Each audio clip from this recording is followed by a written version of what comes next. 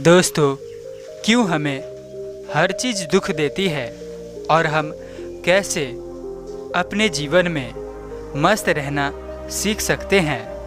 दोस्तों, हम जिस भी चीज़ के बारे में सोचते हैं कि वो हमें सुख देगी, वो तब तक सुख देती है जब तक हम सोचते हैं, लेकिन वो अगर हमें ना मिलने पर हम दुखी हो जाते हैं। और ज़्यादातर यही होता है, हम सोचते हैं हमारे पास धन हो, दौलत हो, गाड़ी हो, बंगला हो, इच्छा करना तो ठीक है, लेकिन जब हमें वो सब नहीं मिलता है तो हम दुखी हो जाते हैं। और यही नहीं, अच्छी नौकरी, अच्छी लड़की और अच्छा घर, अच्छा गाड़ी हमें चाहिए होती है, लेकिन हम उससे इतना लगाव रख देते हैं, हम मानने लगते हैं कि ये सब चीज़ हमारे जीवन में नहीं प्राप्त हुए तो हमारा जीवन ही व्यर्थ है, हमने कुछ भी नहीं किया।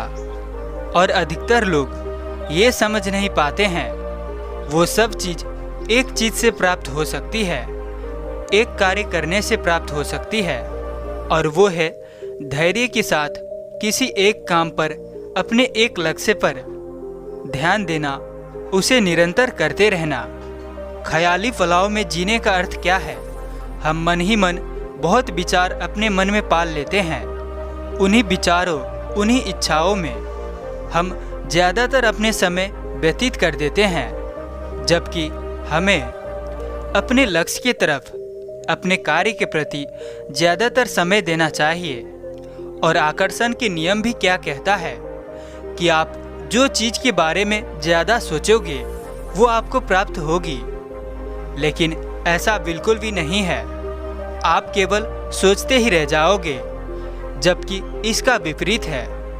आप जितना अपने काम के बारे में सोचेंगे, आप उसमें अधिकतर लगाव के साथ कैसे उसे सबसे बेहतर तरीके से अपने काम को कर पाएंगे, आप इस पर ध्यान देंगे तो अवश्य आप वो सब चीज़ हासिल कर पाएंगे जो आपको चाहिए है।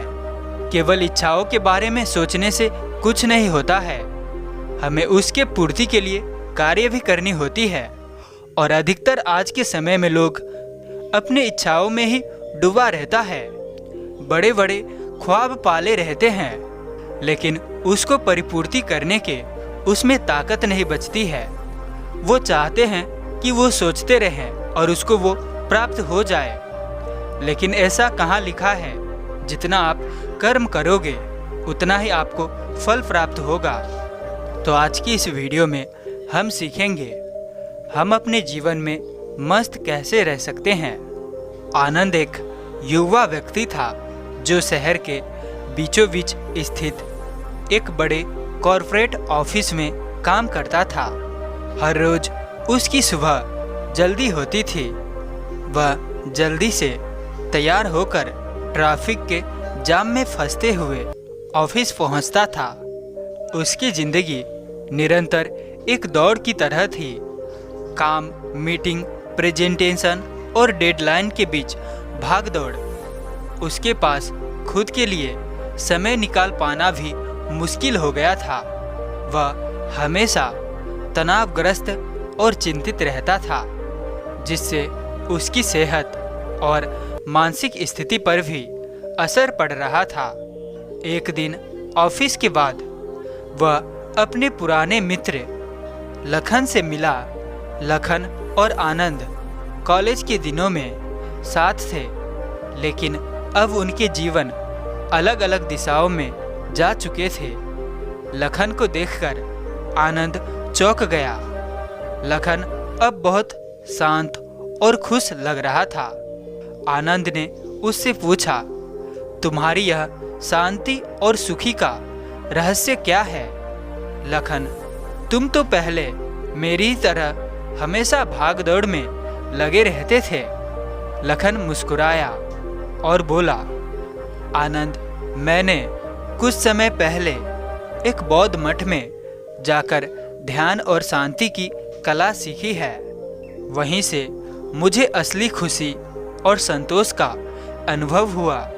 आनंद को लखन की बातें सुनकर दिलचस्पी हुई उसने और जानकारी मांगी और लखन ने उसे एक बौद्ध मठ का पता दिया जहां वह गया था। लखन ने उसे मठ में जाने और वहां कुछ समय बिताने का सुझाव दिया। अगले सप्ताहांत आनंद ने तय किया कि वह मठ जाएगा और वहां कुछ समय बिताएगा। वह मठ की ओर चल पड़ा, जो शहर से थोड़ा दूर पहाड़ियों में स्थित था। जब वह मठ पहुंचा तो उसे वहां की शांति और सरलता बहुत अलग लगी।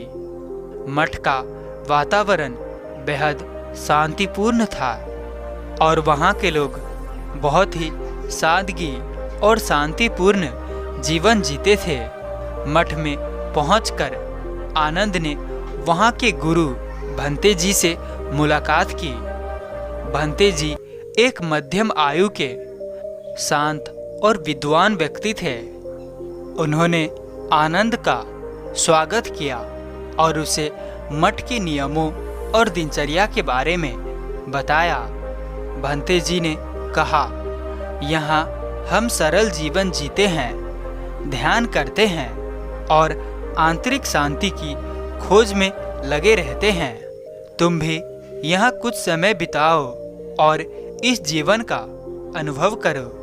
आनंद ने मठ की दिनचर्या का पालन करने का निर्णय लिया। उसे सुबह जल्दी उठना, ध्यान करना और साधारण भोजन करना थोड़ा अजीब लगा, लेकिन वह इसे एक चुनौती के रूप में स्वीकार करता। पहले दिन ही उसने महसूस किया कि यहाँ का जीवन बहुत ही शांतिपूर्ण है, लेकिन उसके मन में अभी भी शहर की चिंता और तनाव थे। मठ के दूसरे दिन भंते जी ने आनंद को ध्यान करने की विधि सिखाई।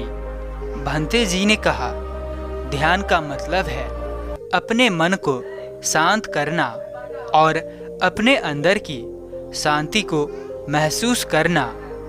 शुरू में तुम्हारा मन इधर उधर भटकेगा, लेकिन धीरे धीरे तुम इसे नियंत्रित कर पाओगे। आनंद ने ध्यान करने की कोशिश की, लेकिन उसका मन इधर उधर भटकता रहा। वह अपने काम और ऑफिस की समस्याओं और भविष्य की चिंताओं के बारे में सोचता रहा। भंते जी ने उसे धैर्य रखने और लगातार प्रयास करने की सलाह दी। धीरे धीरे आनंद ने ध्यान की कला सीखनी शुरू की। वह अपने सांसों पर ध्यान केंद्रित करता और अपनी चिंताओं को धीरे धीरे छोड़ने की कोशिश करता। कुछ दिनों बाद उसने महसूस किया कि उसका मन शांत हो रहा है और उसे आंतरिक शांति का अनुभव हो रहा है। उसने देखा कि ध्यान करने से उसकी मानसिक स्थिति बेहतर हो रही है और वह अधिक शांत और संतुलित महसूस कर रहा है। एक दिन भंते जी ने आनंद को वर्तमान में जीने का महत्व समझाया। उन्होंने कहा, हमारी चिंताओं और दुखों का बड़ा कारण ये है कि हम या तो अतीत की गलतियों के बारे में सोचते रहते हैं या भविष्य की अनिश्चितताओं के बारे में चिंतित रहते हैं। लेकिन असली शांति और खुशी वर्तमान क्षण में जीने में है। जब हम पूरी तरह से वर्तमान में उपस्थित होते हैं, तभी हम सचमुच जीवित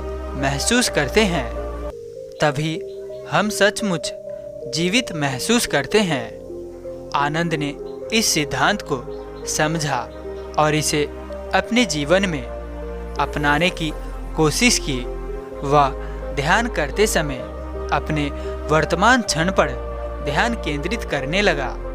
उसने अपनी अतीत की चिंताओं को छोड़ने और भविष्य की चिंताओं को कम करने की कोशिश की। धीरे धीरे उसने महसूस किया कि उसकी चिंताएं कम हो रही है और वह अधिक खुश और संतुष्ट महसूस कर रहा है। मठ में बिताए गए समय के दौरान आनंद ने सीखा कि सच्ची खुशी किसी भी बाहरी वस्तु या परिस्थिति में नहीं है, बल्कि अपने अंदर की शांति और संतोष में है। उसने महसूस किया, जब हम अपने मन को शांत करते हैं और वर्तमान में जीते हैं तो हम खुश और मस्त रह सकते हैं। कुछ समय बाद आनंद ने अपने पुराने जीवन में लौटने का निर्णय लिया, लेकिन अब उसकी सोच और दृष्टिकोण पूरी तरह से बदल चुके थे। उसने अपने ऑफिस और काम के तनाव को अब उसी नज़र से नहीं देखा।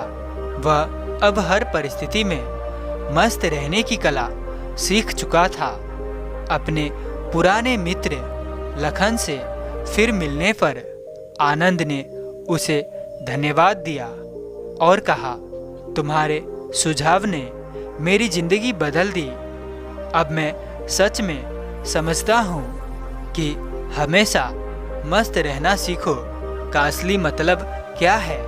इस प्रकार आनंद ने बौद्ध मठ में बिताए गए समय से मिली शिक्षा और अनुभव को अपने जीवन में उतारा और हमेशा मस्त रहने की कला सीखी। उसने महसूस किया कि सच्ची खुशी और शांति बाहरी चीज़ों में नहीं, बल्कि हमारे अपने अंदर है, और यही बौद्ध शिक्षा का असली सार है। दोस्तों, अक्सर हम भी इसी चीज़ को लिए बैठकर रोते रहते हैं कि हमारे आसपास के लोग ठीक नहीं है, हमारे इच्छाएं तो पूरी होती ही नहीं है। मैं जो भी काम करता हूँ उसमें हमेशा असफलता ही मिलता है। मैं तो दुखी इंसान हूँ, मैं आलस्य इंसान हूँ। हम हमेशा नकारात्मक चीज़ों के बारे में ही सोचते रहते हैं। इसीलिए हमें अगर खुश रहना है, मस्त रहना है, हमें अपने अंदर ये विश्वास डालनी ही होगी कि जो होगा अच्छे के लिए ही होगा। ये ईश्वर, ये ब्रह्मांड हमारे लिए कुछ अच्छा ही करेगा, और ये ब्रह्मांड या फिर कहिए ईश्वर हमारे लिए कभी भी बुरा नहीं सोचता है।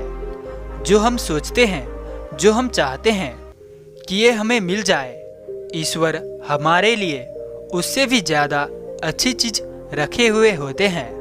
बस हमें ज़रूरत होती है कि अपने मन को प्रसन्न करके उसको देखने की और सकारात्मक होकर संतुष्ट और खुशी के साथ जीवन जीने की और अपने काम के प्रति निरंतर प्रयास करने की। तो दोस्तों, आज की इस वीडियो से आपने क्या सीखा है, कमेंट में हमें ज़रूर बताएं। और साथ ही अगर ये वीडियो पसंद आई हो तो वीडियो को लाइक और हमें सपोर्ट करने के लिए चैनल को भी सब्सक्राइब ज़रूर से कर देना। और साथ ही साथ हमारे साथ अंत तक बने रहने के लिए मैं किशन शर्मा आप सभी का दिल से बहुत बहुत धन्यवाद करता हूँ। तो चलिए मिलते हैं ऐसी किसी और वीडियो में किसी नए शीर्षक के साथ। तब तक के लिए अपना ख्याल रखें। धन्यवाद।